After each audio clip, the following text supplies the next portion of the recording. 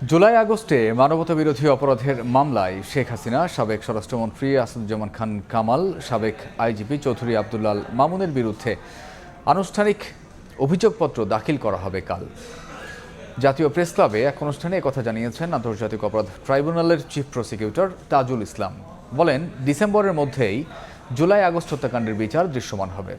বিচার এমনভাবে করা হবে যাতে এর মান নিয়ে কেউ প্রশ্ন তুলতে না পারে।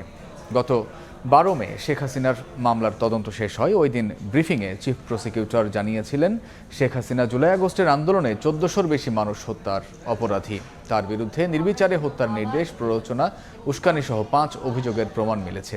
এছাড়া আসাদুজ্জামান খান কামাল ও চৌধুরী আব্দুল্লাল মামুনের বিরুদ্ধেও মিলেছে একই অপরাধের প্রমাণ। প্রথম কথা হচ্ছে, এই অপরাধের বিচার আমাদের নিশ্চিত করতেই হবে।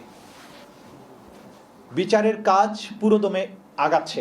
যে গুম, বাংলাদেশে মানবতা বিরোধী অপরাধ এবং আয়নাঘরের জন্ম, যে সংস্কৃতি যার কারণে হয়েছিল, যে একজন ব্যক্তিকে ক্ষমতায় রাখার জন্য এত কিছুর আয়োজন করা হয়েছিল, কালচারে পরিণত করা হয়েছিল, সিস্টেম ডেভেলপ করা হয়েছিল, সেই অপরাধের যিনি নিউক্লিয়াস, তার বিরুদ্ধে আনুষ্ঠানিক অভিযোগ ইনশাআল্লাহ আগামীকালকে আমরা দাখিল করতে যাচ্ছি।